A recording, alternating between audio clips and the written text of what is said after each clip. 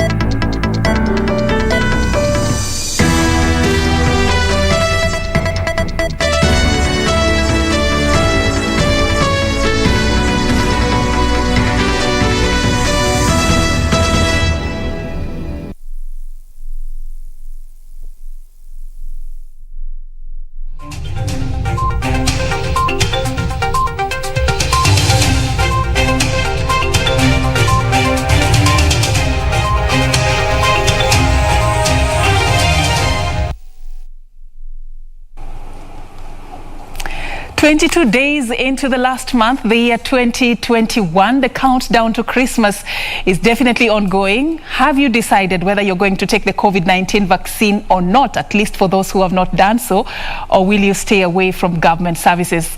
Tonight, the Ministry of Health continues with its stand that it will not attend to those who have not taken the jab. We got details about that particular story contained in our comprehensive news bulletin that will also feature Narok Governor Samuel Ole Tunai. John Jacob Kuria will be having a sit down with him a little bit later. So why don't you stay with us beginning right now all the way till the tail end of it. But first, here are the top stories.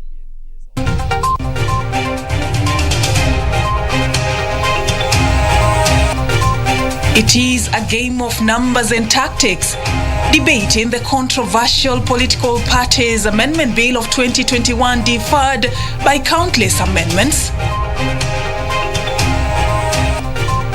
Take the jab or stay away. Government pegs in-person services to COVID-19 vaccines. And closer to reality, East African heads of state agrees on 7 out of 10 steps towards admitting DRC into the bloc.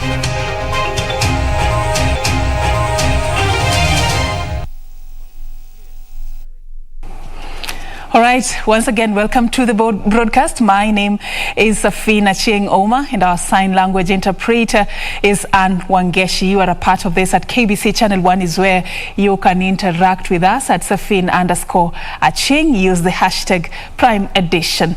And we begin straight away with our top story. The National Assembly had to resort to a division Wednesday to determine the fate of the controversial political parties amendment bill of 2021 after Deputy Speaker Moses Cheboy called on the mover of the motion to reply. 113 members voted in support while 68 voted against, but the victory for the proponents of the bill was short-lived as the attempts to have the debate on the same concluded was shelved due to volley of amendments proposed on the bill, some even seeking to amend the entire bill, which the Deputy Speaker said required harmonization. Here's that report. In their numbers and might, members of the National Assembly on Wednesday morning trickled into the chamber to determine the fate of the now contentious Political Parties Amendment Bill 2021 that appears to have divided the House right in the middle. Will as many as of that opinion say aye? Aye. Many as of the contrary opinion say nay? Nay. The ayes have it. Moving the motion, the leader of the majority in the National Assembly, Amos Kimunya, took the legislators down the memory lane on the Kenyan coalition politics, saying the bill was seeking to cure the shortcomings that have been witnessed and instill discipline in party politics. That when 2 or 3 parties come together, it cannot be the big brother that they are relying on to protect them. They must be protected in law.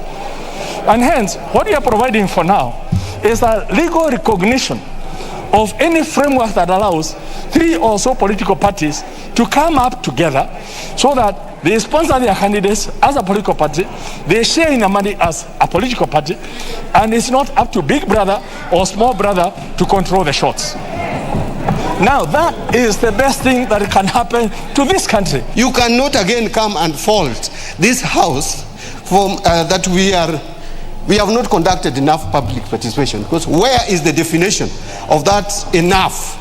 Those in support of the bill calling upon their colleagues to rise above petty politics and think of the future of this nation, as coalitions are here to stay. Coalition like NASA, eventually because of issues of funding, eventually implodes.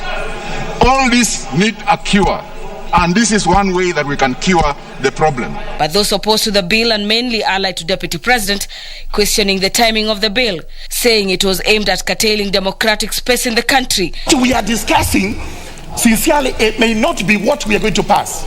There is need to harmonize the proposed amendments with the bill so that when we discuss something that is properly harmonized. The debate was, however, decided through a vote after those opposed forced a division, and those in support carried the day with 113 votes against 68. All members having amendments are to appear before the Departmental Committee on Justice and Legal Affairs for harmonization of the amendments. The committee is further required to engage the critical stakeholders, including officials of political parties, particularly in view of the fact that both houses of parliament represent over 21 political parties in the country. But the bill was to face another hurdle after Deputy Speaker said a volley of amendments had been proposed by members, some even seeking to alter the entire bill, which required harmonization, and so he adjourned the debate on the same indefinitely. For Prime Edition, I'm Gladys Mungai. All right, thank you, Gladys, for that report. Now, have you decided to take the jab? Here is a story that will interest you. The Ministry of Health is now warning that in-person government services will not be available to those who have not received the COVID-19 jab. The ministry further warning that proof of vaccination will even be required to access public transport as the country moves to tame the surge of COVID-19 infection that has been on a steady rise in the last 1 week. The Ministry of Health, in putting down these directives through the NERCC, is invoking the Public Health Act. It is this directive that will see all Kenyans seeking in-person services in government offices, parastatals, public transport, hospitality and entertainment denied the same. It is the sole responsibility of an event organizer, facility manager, government or parastatal office to ensure that the above requirements are met. In the event of non-compliance, action shall be taken, which may include the following: withdrawal of license of the institution and of court proceedings. Each establishment or facility shall be required to nominate or designate a person responsible for verifying vaccination certificates at all facility access points. The Chief Administrative Secretary in the Ministry of Health, Dr. Mercy Mwangangi, saying the measures were to tame the steady rise in COVID-19 cases currently being witnessed in the country. The positivity rate as of Wednesday is standing at 29.7%. As you go to that supermarket, you need to be protected, and you need to protect those who you will find there shopping who are vaccinated. As you go to that hotel for holiday, you need to protect the staff We need to protect yourself and those who are also holidaying in that hotel. So the Ministry of Health, together with all the different designated mandatory officers of all the different institutions, are expected to ensure that these measures are adhered to. Those wishing to travel to the country will also be required to show a COVID-19 vaccination certificate and a negative COVID-19 PCR test valid 72 hours. Children below the age of 5 are exempted from PCR-based tests. Proof of vaccination will also be expected against COVID-19 with a WHO-approved vaccine. Children below 18 years of age are exempted from COVID-19 vaccination certificate presentation. We also require travelers to show us proof of submission of their daily health status, urging Kenyans to turn out in large numbers to get vaccinated. Acting Director General Ministry of Health, Dr. Patrick Amoth, says those vaccinated have shown stability even when attacked by the new Omicron variant. Persons admitted in various critical care units in the entire Republic.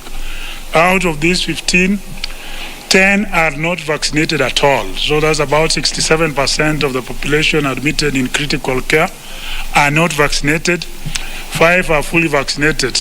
The ministry promising to issue guidelines on the booster jab after a technical advisory team files a report.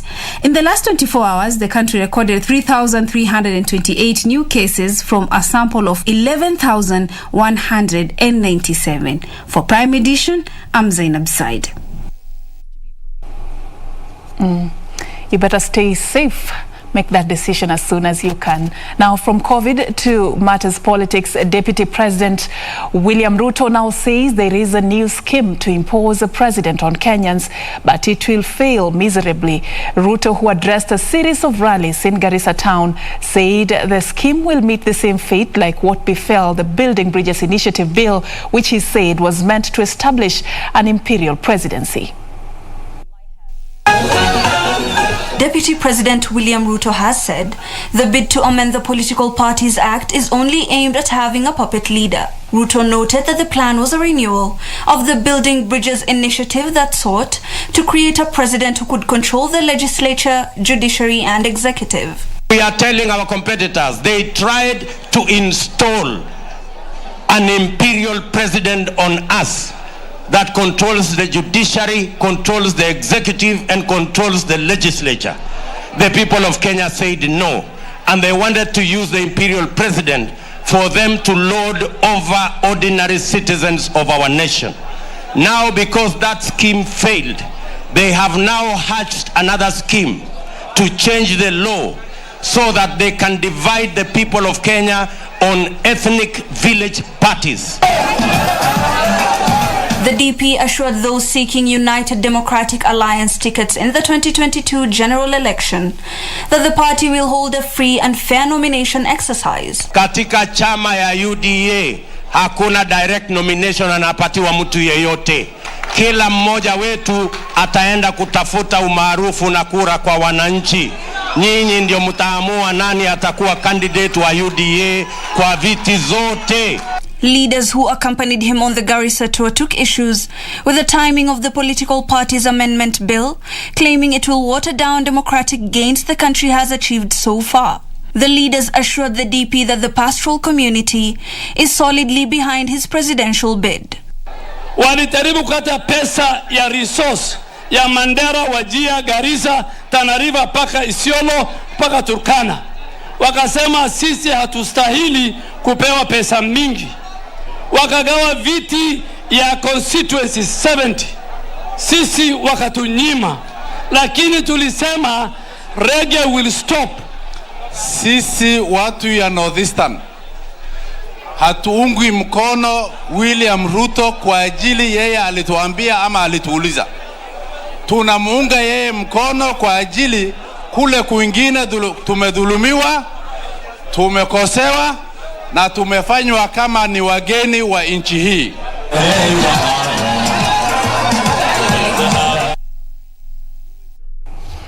All All right, away from that, some good news from the Communications Authority of Kenya.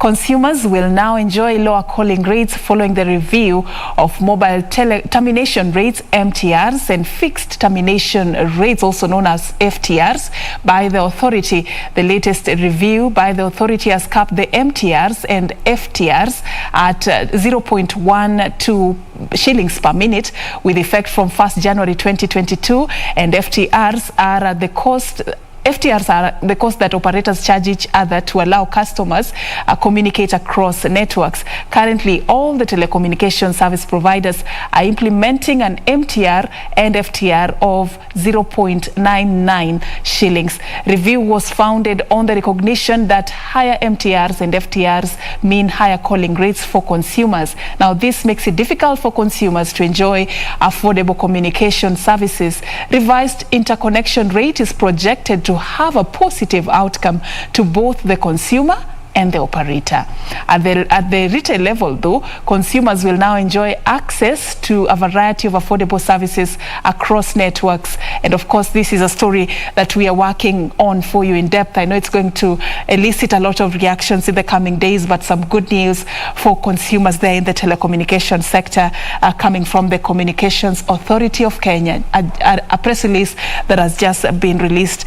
Now, we move on to other stories. Public Service and Gender Cabinet Secretary Margaret Kobia has urged the newly sworn-in Public Service Commission Chairperson Ambassador Anthony Mwaniki to give an equal opportunity to all Kenyans in public job opportunities.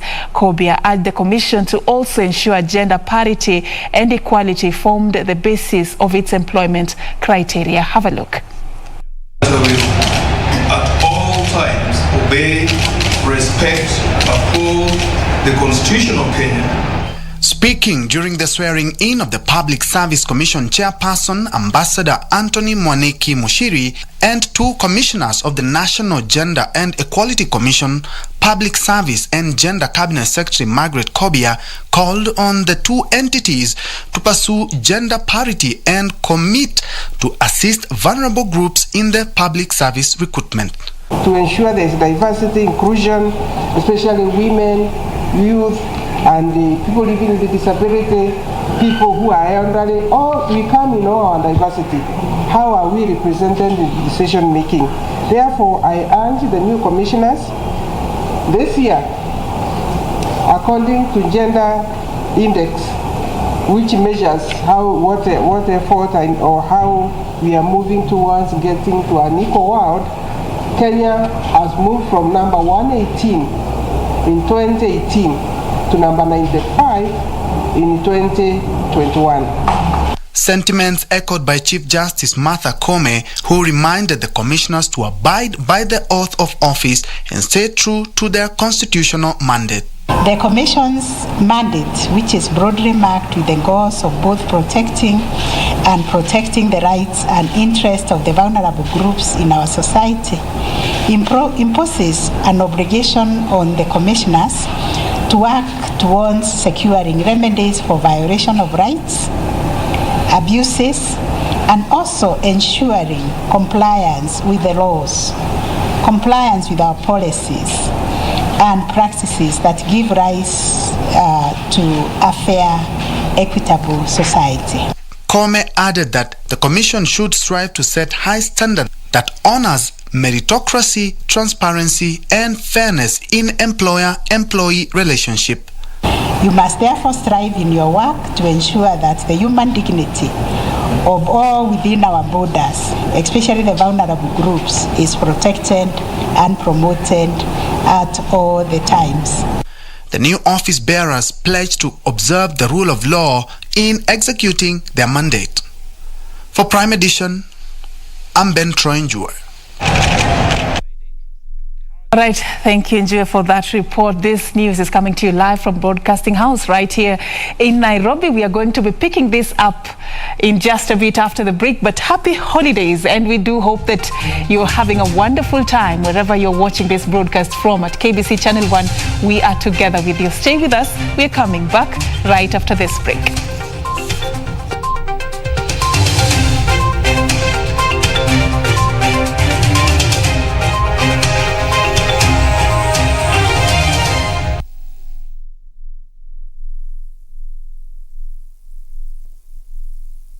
My youth, my treasure. I will use it to positively build my country Kenya. Kenya all the way. Kujenga nchi ni wajibu wetu kama mayouth. Tujitokeze, tukae rada. This message is brought to you by the Government of Kenya.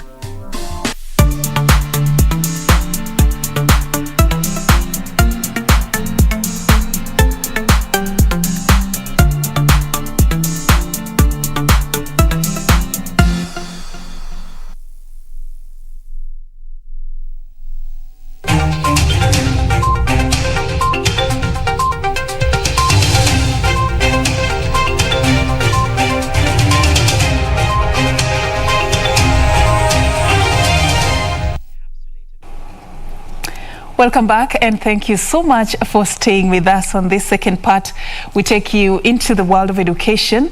Education Cabinet Secretary Professor George Magoha says reforms in the Kenya National Examination Council will be tested early next year when 5 exams are administered almost simultaneously. The Cabinet Secretary, who spoke during the launch of the Kenya National Examination Council 5-year strategic framework at the NEC headquarters in Nairobi, called on the council to embrace teamwork for the success of the strategic plan as every opinion should be considered in its implementation.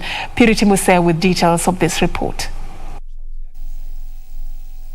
The Kenya National Examination Council (NEC) has launched the 3rd strategic plan in a bid to address the emerging issues in the education sector brought about by the government's new policies in the implementation of the curriculum. Education Cabinet Secretary George Magoha, who officially launched the strategic plan, said that there was need to review the progress in the implementation of the strategic plan every year to take note of the gains or failures. Re-emphasize the critical pillar of results-based management adopted by the government in 2004. Reasons why government is spending so much money and we have nothing to measure is because we are not adhering to what is already supposed to be done. Magoha further said that next year shall test whether the transformation in NEC will succeed, pointing out that 5 examinations are scheduled to take place. By the end of February, by the grace of God, the examinations for December this year shall be ready for administration, which means it shall not matter who takes over as president. We as patriotic civil servants will have delivered what we have to deliver for our children. The CS rubbishing claims that learners will pay for the exams. There shall be no examination fees paid for all children, for both public and private schools, which means for both poor and rich children. He added that the success of these curriculum reforms will require a multi-sectoral participatory approach of all stakeholders in the education sector. Takes cognizance of the government's Big Four agenda and lays strategies for NEC to contribute to its achievement in assessment of technical and vocational education and training. Purity Museo, Prime Edition. All right, moving on, Nairobi Metropolitan Services Director Major General Mohammed Badi has this evening officially unveiled the city's Christmas tree in Westlands, Nairobi. Major General Badi took the opportunity to laud Nairobi County Administration for sparing the Westlands Mugumo tree that was to face the axe during the city's beautification exercise.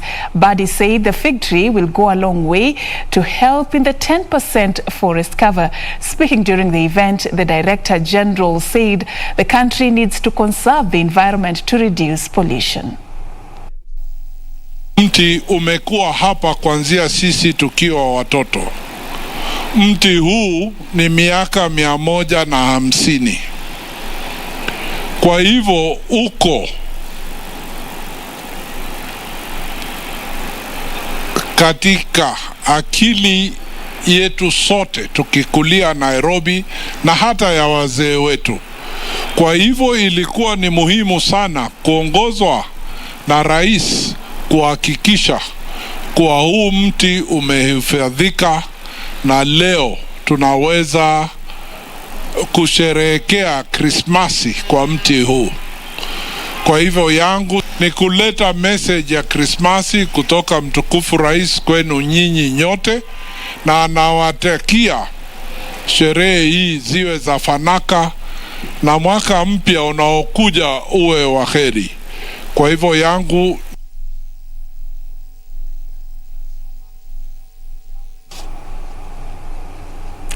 All right, away from that particular report, government spokesperson Cyrus Oguna is now calling on Kenyans to take the COVID-19 vaccine, saying that the government cannot control the pandemic without their support. Speaking after touring the Longisa Level 4 hospital in Bomet County, Oguna further urged Kenyans to adhere to the COVID-19 safety protocols as they celebrate the festive season.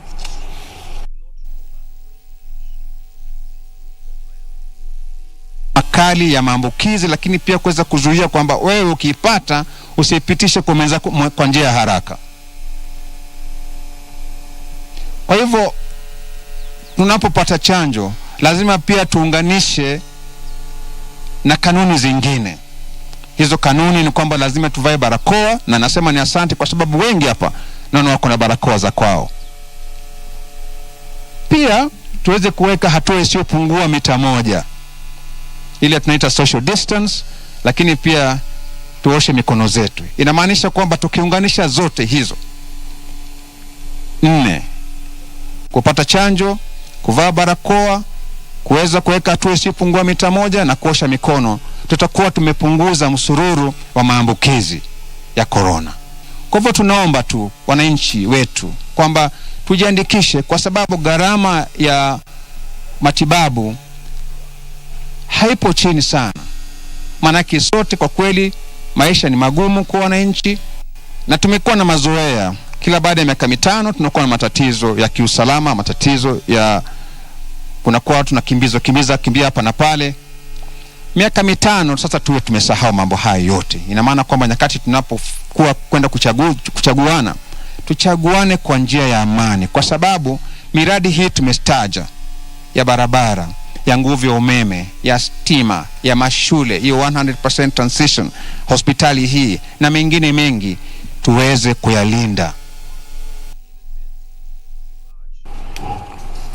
All right, let me take you to Nakuru County. A 50-year-old widow in downtown Nakuru has left a charitable mark through her feeding program targeting street families, persons with disabilities and the elderly from her home area.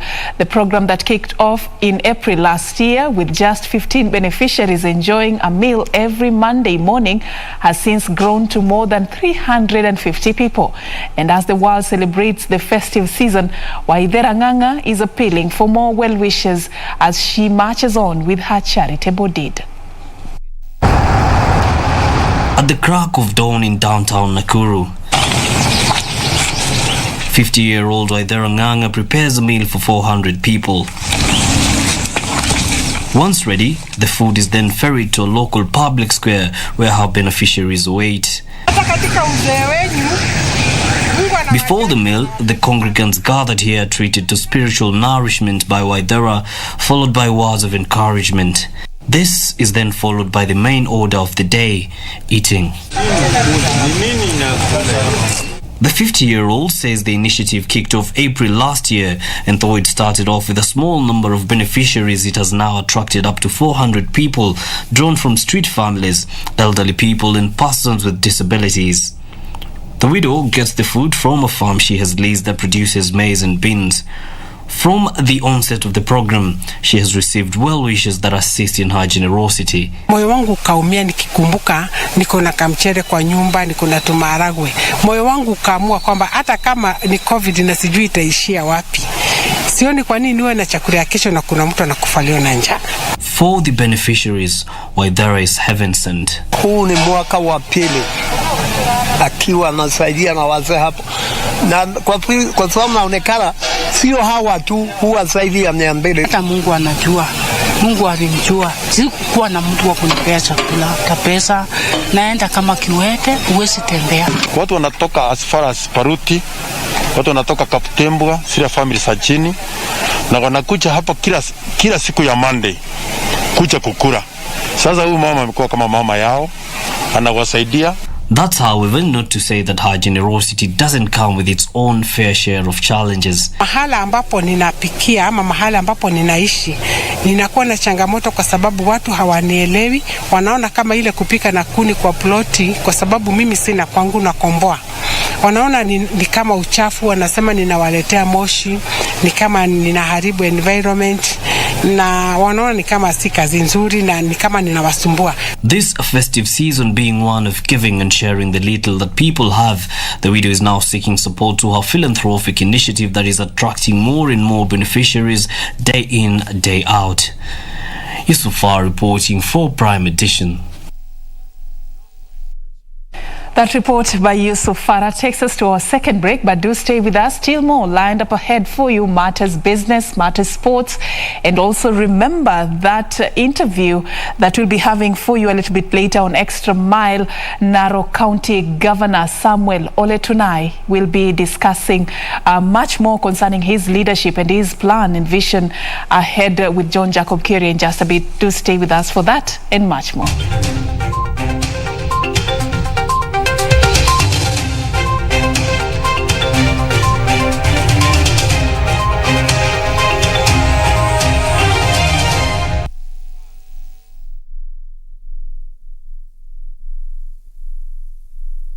Ili kupata skiza tune hii ya usiogope kumaliza mwaka, bonyeza *811*758#. Hebu tafakari haya.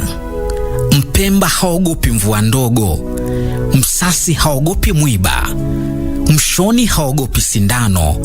Uoga huleta hofu, uoga huzuia ufanisi, uoga hulemaza safari, safari ya ujasiri, safari ya ufanisi, safari ya... Ili kupata skiza tune hiyo ya usiogope kumaliza mwaka, bonyeza *811*758#. *811*758#. Christmas itself, it's still on with the Next Meal family. I wish all Kenyans a happy Christmas and a prosperous 2022. God bless you.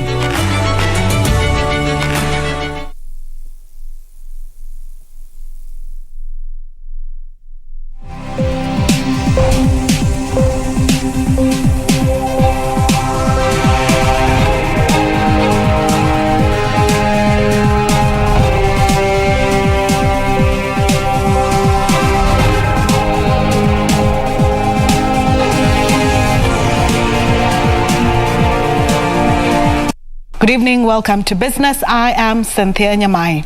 Now, the East African Community Heads of State have adopted 7 out of the 10 agreed steps towards admission of the Democratic Republic of Congo into the bloc. The Central African mineral-rich country will have to fulfill the 3 remaining conditions before it can officially be adopted in the East African Community. The EAC leaders have urged DRC to hasten the implementation process to ensure the country enjoys the benefits of the regional bloc. DRC, a mineral-rich country with a population of 90 million people, is anticipated to formally join the community before April 2022.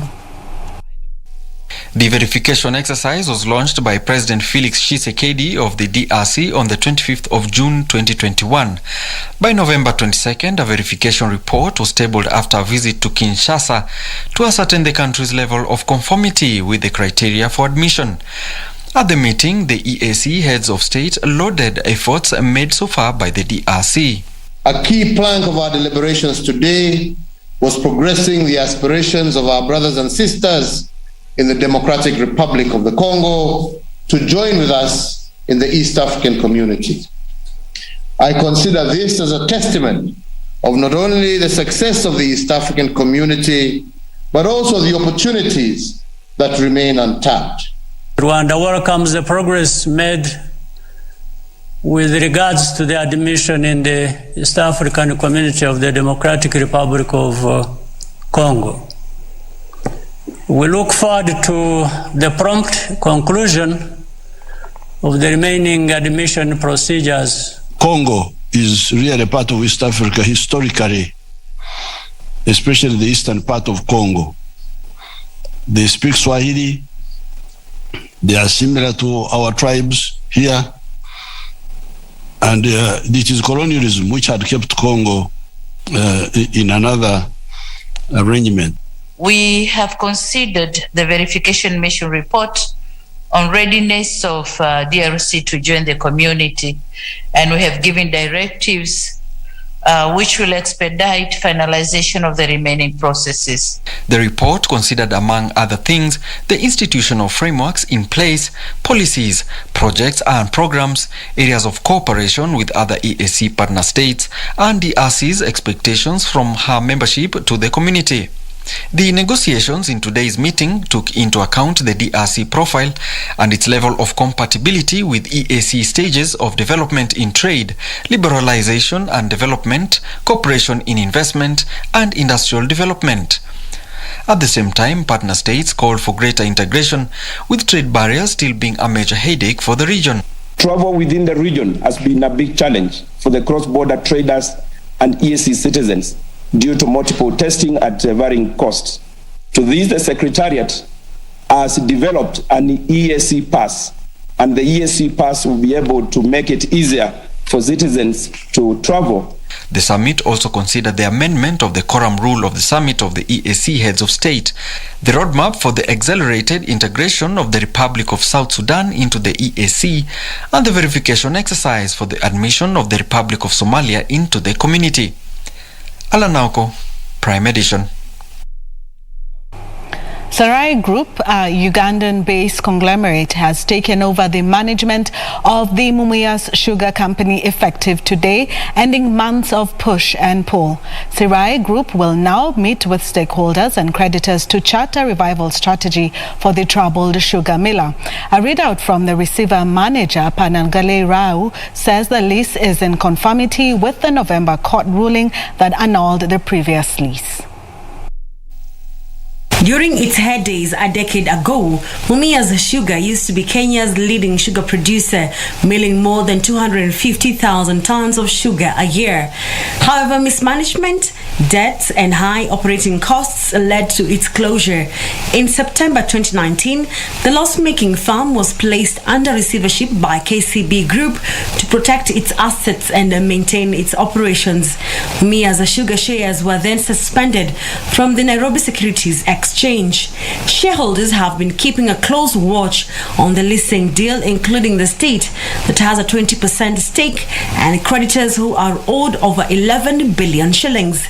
A total of 8 investors submitted their bids in an effort to lease the troubled sugar factory. Tumas Enterprises, Narendra Raval of Deviki, and West Kenya Sugar were among the investors who placed bids to lease Mumias Sugar.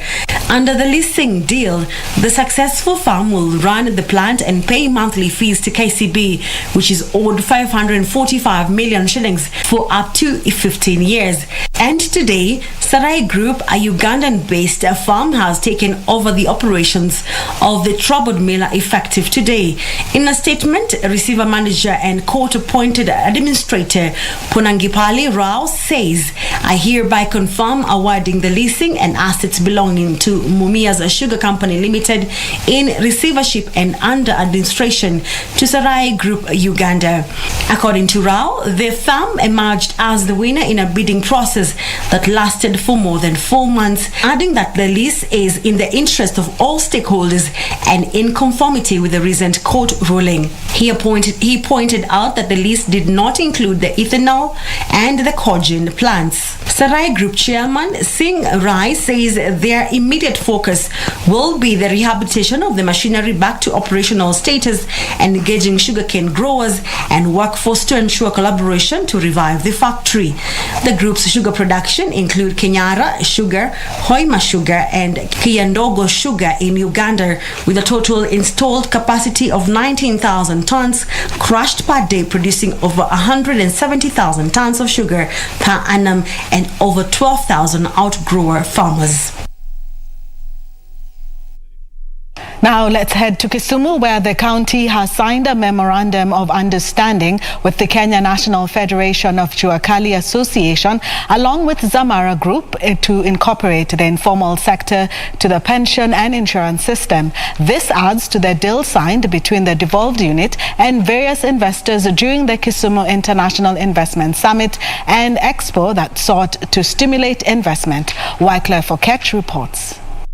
The informal sector was the main subject of the day as curtains came down on the 3-day Kisumu International Investment Summit and Expo. Although the informal sector creates about 90% of new jobs, most of the workers do not have pension and insurance.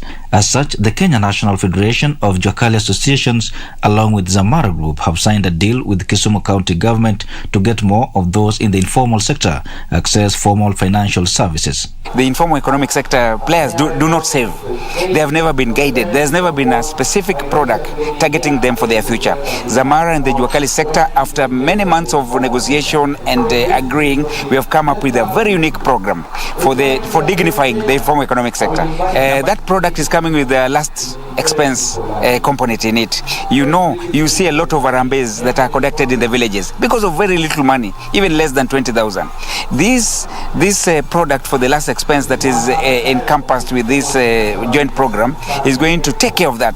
Out of the estimated 20 million employed people in Kenya, only 3 million of them are in formal employment. Now another 17 million, the bulk of them is in the informal sector. So this is a sector that we must invest in so that we bring them from informal, as the governor says, to formal.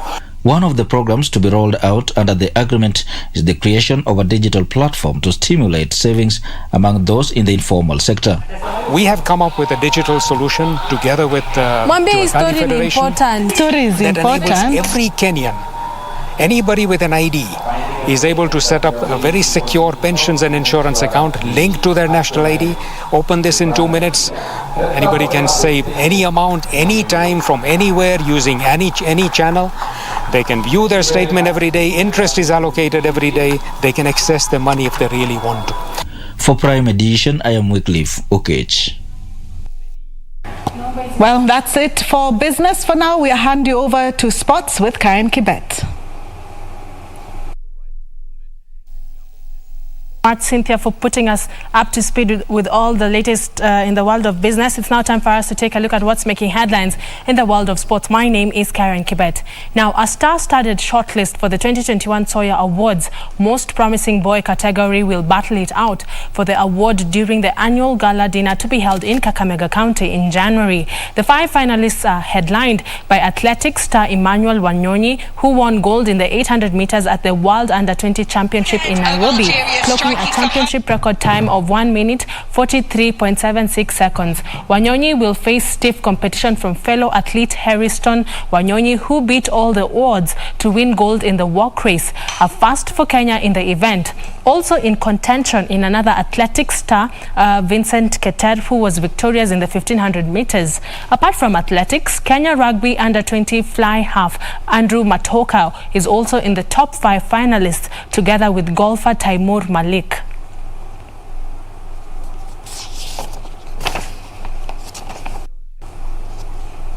Moving on, Boxing Federation of Kenya has confirmed the return of Ndondi Mashinani tournament starting next year in a bid to give budding boxers a chance to showcase their talent and promote the sport from grassroots levels. The tournament was disrupted by the outbreak of the COVID-19 and lack of a sponsor. Meanwhile, the federation has revealed that a training clinic for coaches and referees will be a priority in the start of the new season. After disruption by COVID-19 and lack of a sponsor to promote boxing in the counties, Kenya Boxing Federation has confirmed the return of Ndondi Mashinani tournament starting next year in a bid to give budding boxers a chance to showcase their talent and promote the sport from the grassroots levels. The federation reiterated that the tournament will be held in 5 different counties. We need to do a bit of investment in the local boxing clubs because we discovered most of the clubs do not have equipment, and therefore it becomes difficult for them to sustain having high number of boxers in their clubs when they don't have equipment to be able to practice what the exercise they do. So we've been going around the country distributing equipment to the clubs so that they are able to continue tapping talent at the local level. Meanwhile, a training clinic for coaches and referees will be held at the start of the new season following a change in coaching system by World Boxing Body IBA. Referee gives you a public warning. Before, we used to lose 1 point, but this time round, a boxer will be losing 2 points for public warning. And this one is going to count at the end of the round when now we are doing competition, adding the scores for the judges. They are going to be deducting the 2 points that you were deducted during a bout. Frederick Muki for Prime Edition. Thank you, Moki, for that report. Finally, Edin Ketia continued his prolific form in the Carabao Cup with a clinical hat-trick as Arsenal thrashed League One Sunderland 5-1 to book their spot in the semi-finals. Meanwhile, Chelsea will be in action tonight with a match against Brentford, while Liverpool face Leicester City. Tottenham will lock horns with West Ham.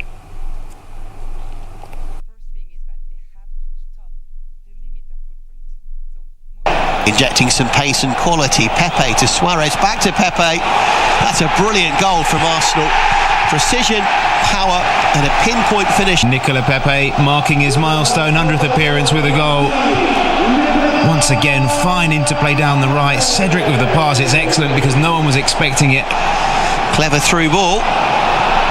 That's a beautifully taken goal. Double checking. Sunderland were in. I have to say it's an excellent pass to find Broadhead. Here's Tavares. Great finish. All important third goal early in the second half, and it's another strike for Eddie Nketiah. Eddie Nketiah once again the man on the spot inside the 6-yard box, as he so often is, and Arsenal have got their 2-goal cushion back. It's Arsenal 3, Sunderland 1. And that's all we had for you tonight. I'll see you tomorrow with more sports stories. Same time, same place. Do have yourself a peaceful night, but the broadcast is not yet over, as I do hand you back to Serfine. Thank you so much, Karen Kibet, for that. Indeed, the broadcast is not over. We have a very important interview for you that is just about to come your way.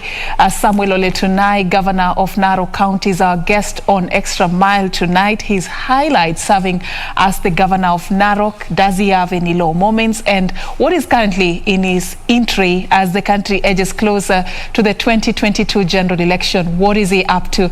John Jacob Kiria will be engaging him in just a bit, but first let's take a very short break. From me, it's actually a wrap. Thank you so much for creating time for us, but do join us on the other side as John Jacob Kera will be having that interview. But for me, it's good night and God bless. Thank you so much for watching.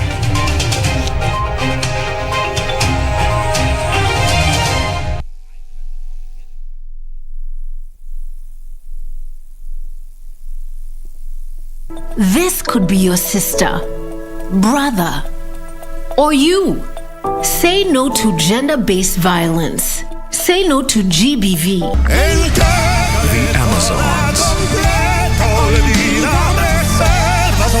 I have it.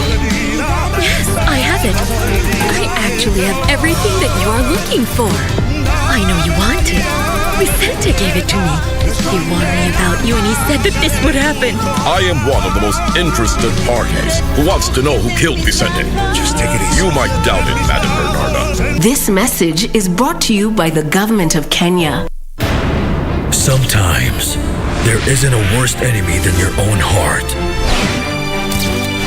A rebellious heart. Forget about her. She's married now. She's not happy. I can't see her like this. A guilty heart. I can't take it anymore, Mama. I'm sorry I forced you to marry Damien. A determined heart. I still love you. Let's run away.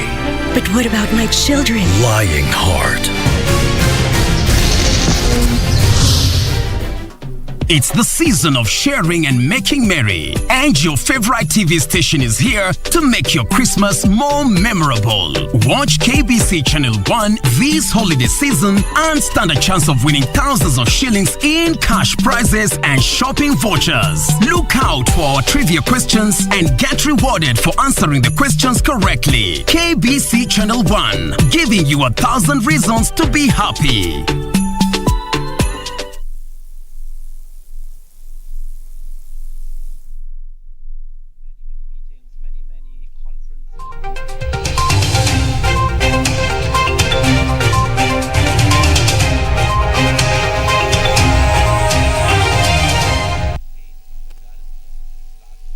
Tonight on Extra Mile, we speak to Narok Governor Samuel Oletenai, one of the few governors who are serving their last term. We'll talk about his legacy, the concept of devolution, how many steps have been made in terms of making devolution a success, and of course, 2022, what is his game plan?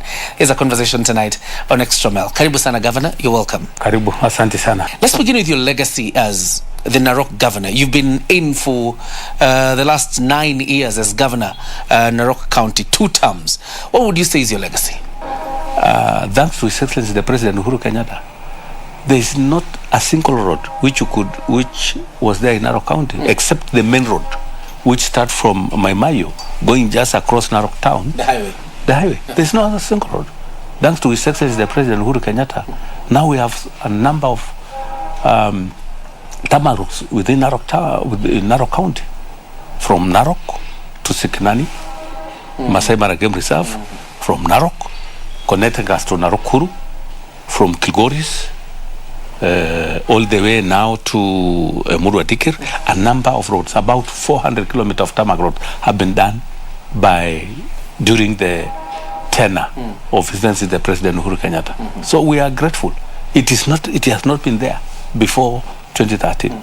So that one, I persuaded is the Jubilee administration, and I must say I'm grateful because I personally made the request, and I must thank the Jubilee administration because it was done because of my personal request. When I took over, this was a community, definitely a county where there was a lot of divisions then, as you must appreciate. You know that. There were issues of Enospukia, where there were issues, there were tribal issues, and there are a number of issues. And my first task is to bring all these communities together to ensure that Narok is for all of us, to demystify issues to do with tribe against tribe, clans against clans. Because you might think that the only issue is another, for example, Maasai against Kalenjin or the Maasai against Kikuyu. There is also issues of clans. There are 7 clans, and they are competing interests against also the clans on issues to do with land and so forth. And you can't develop, you can't move forward if communities themselves have competing interests as competing issues. And my first assignment as a county is to bring all these communities together and then move forward. When I took over and formed government as a county government, I ensure that there is inclusiveness. There is no tribe which is not in my government. The Kipsigis are there, the Maasais are there, the Kikuyu are there, the Somalis are there, the Dorobos are there, small, big, everybody's there. Let's talk about your legacy in early childhood education. I'm imagining taking over the reins of power in Narok. You're talking about equalization fund, and then you're looking at a county that was neglected by the previous regimes. Obviously, the education standard would be lower than the other counties. Now, when I took over in 2013, matters education, let me say that.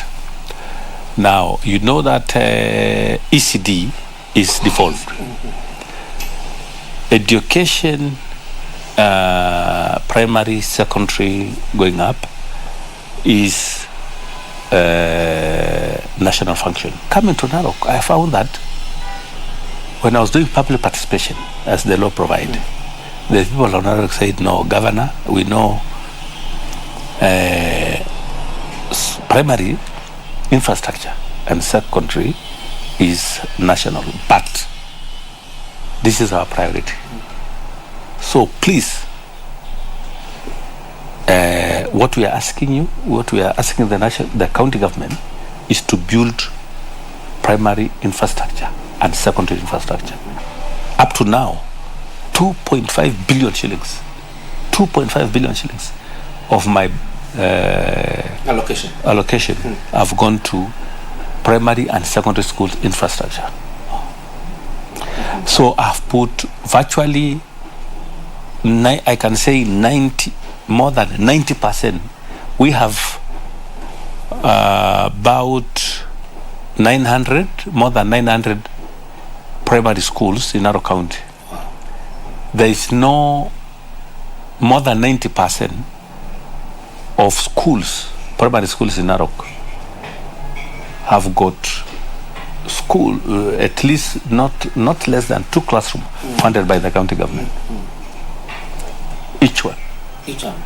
And then the boarding schools, we are funded either a dormitory or a dining school or dining hall, or depending on the need of the school.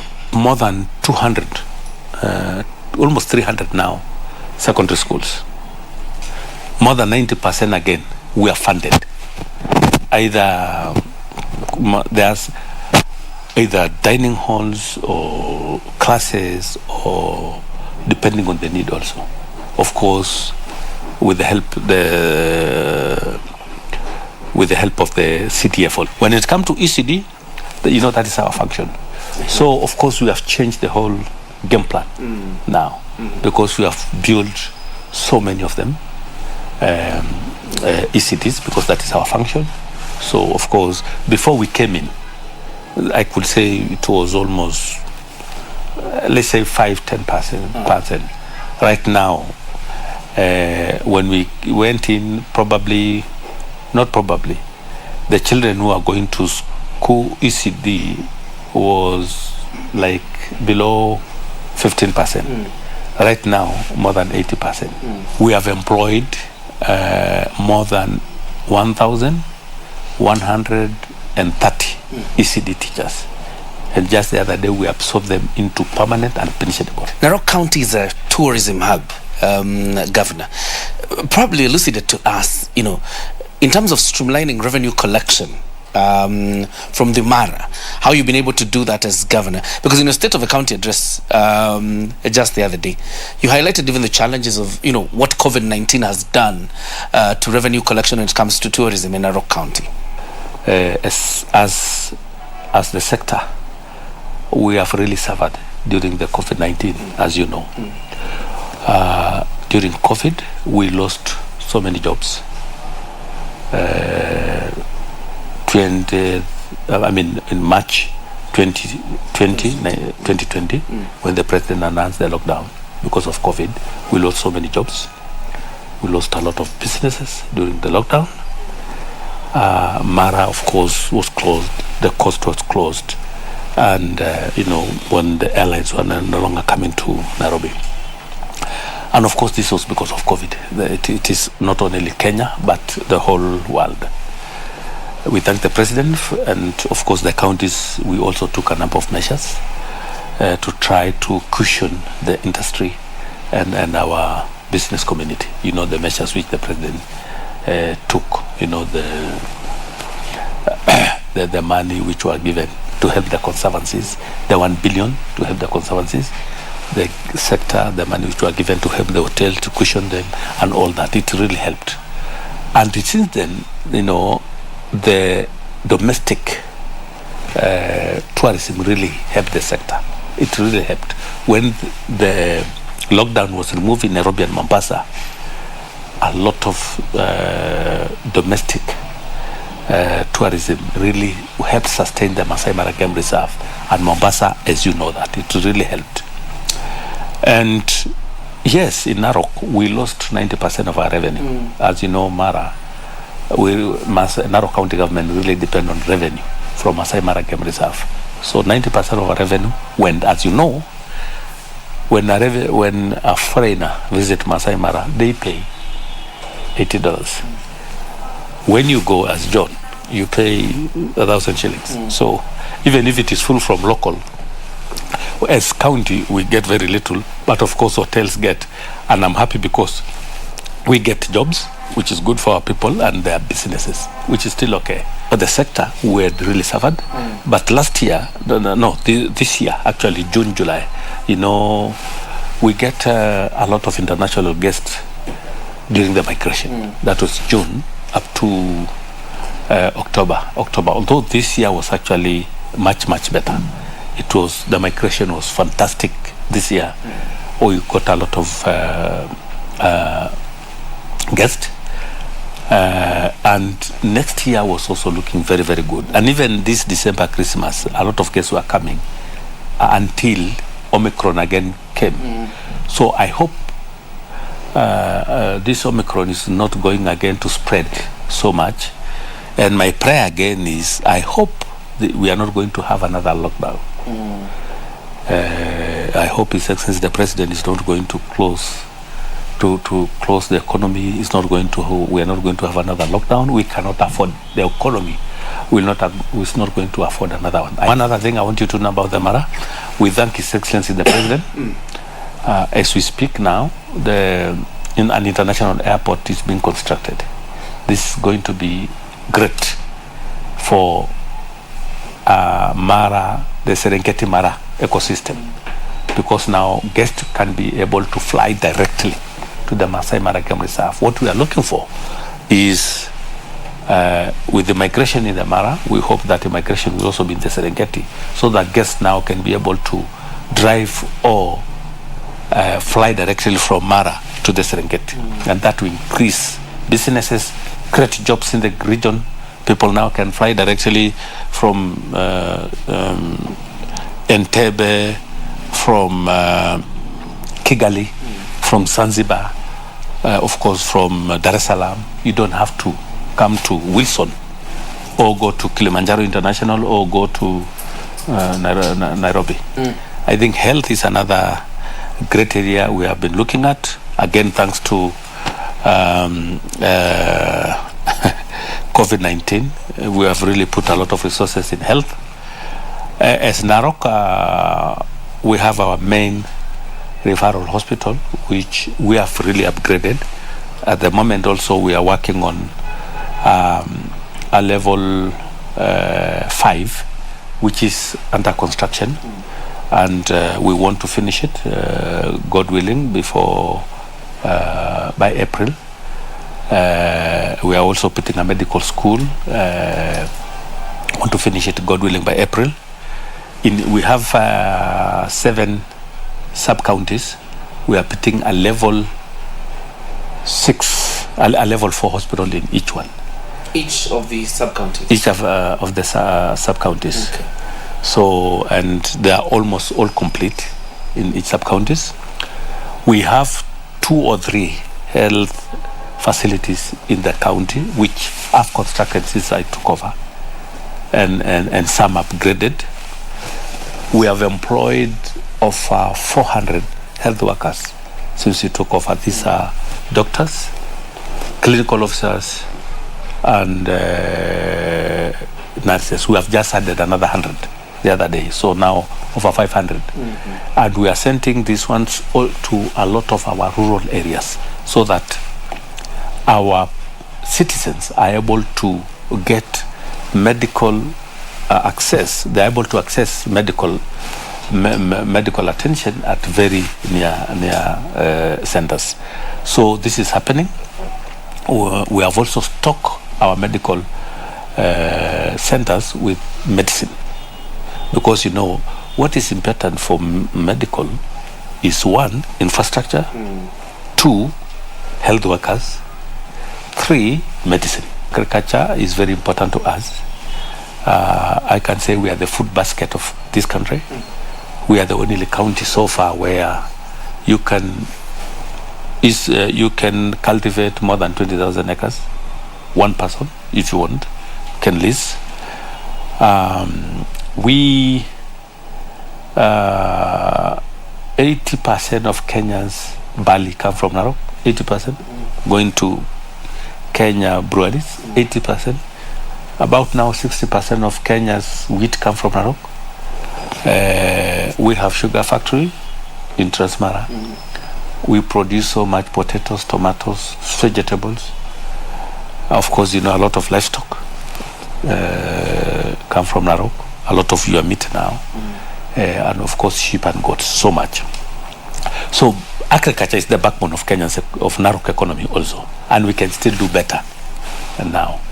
Now, what have we done as Narok, as the county government? First of all, in terms of livestock, sometime 4 or 5 years ago, we had a livestock show, and the county government bought a lot of. We bought breeds, cattle breeds, and we distributed to each ward, to the farmers free of charge, to upgrade their cattle. So either to those who want beef, we give them free of charge. Those who want dairy, we give them. So we give them to cooperatives and also to the cooperative and farmers. We are also working there is a program between us as a county government and it's called Narok and the World Bank, where we put money, and the World Bank put also some money. It has really transformed the agricultural sector in the county government. So the farmers are trained. It has really increased productivity, because that is the main thing, to increase productivity of the farmers. Obviously, the choice of your successor would be quite important in Narok County.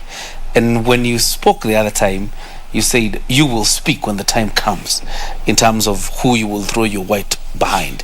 You've made that decision yet? I think for that, John, you see, on matters to do with generally, let me say,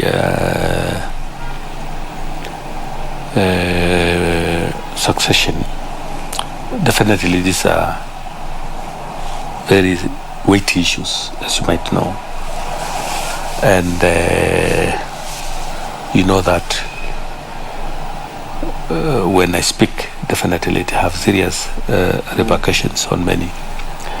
And I must tell you that I respect so many of these, of all the applicants who are there now. All of them are my friends. The people who have done the wheat looking for this position, they are my friends, And all of them are qualified to take up this position of governor. They are all qualified. The most important is to get somebody who will come and unite the people, and to continue uniting. And I will want to say that there is nobody so far CAS Olentutu, Honorable Tongoyo, Honorable Soipan, because those are the three. I think I saw from the media that Honorable Lemain has decided to continue to serving as MP, to continue to go and contest his position. So I think those are the three now who have already declared. So the three, for me, they are really qualified. I think for now, we know we are going to the new year, isn't it?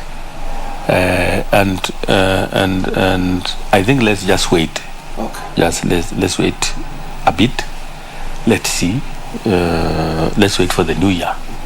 And because the important thing is to get somebody who can come and unify these people and bring the county together. Like you said, Governor, anything you say about your choice of successor will be quite strong, to be a big support for the candidate. Are you saying that finally you will embrace somebody, or you will endorse somebody, or you just leave the three to square it out amongst themselves? No, just wait. Don't just. You ask another question. Mr. Veldrick, Governor, with this illustrious career as Governor, Narok County, what next for Governor Tunai? Are we going to see a Senator Tunai in 2022? I think, again, for that one, for me, I've not declared whether I'll go for any other seat. But I think for now, we are going for Christmas, we are going for New Year. Let's just wait and see the New Year, what is there. All right. Yeah. Governor Samuel Oletulai, the governor for Narok County, now serving a second term. He will let the cat out of a bag in the right time, and I hope we'll be the first people to hear once he made a decision on what he wants to do after 2022. Thank you very much for watching Extra Mile. This is KBC, because Kenya is watching.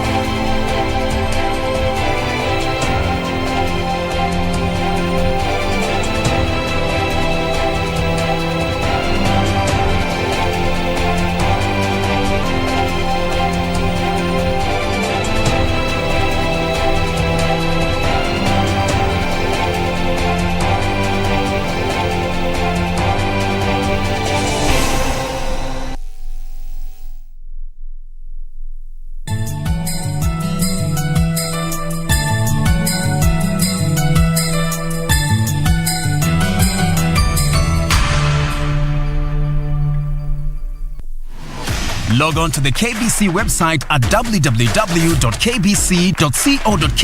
to get the latest breaking news, entertainment, sports, politics, lifestyle or business trends from Kenya and around the world. Never miss new episodes from your favorite TV shows, reruns and movies. Just stream online or watch live on your YouTube channel at KBC Channel 1 TV shows. For the day's biggest stories, trustworthy news and family entertainment, log on to KBC Channel 1. Watch what you want anytime, anywhere.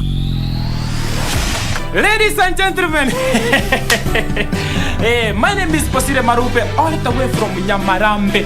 I want to wish you a Merry Christmas and a Happy New Year. Watch your Pambe Saiti, and remember, Paro Corona iko.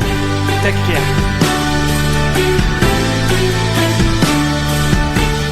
This could be your sister, brother, or you. Say no to gender-based violence. Say no to GBV.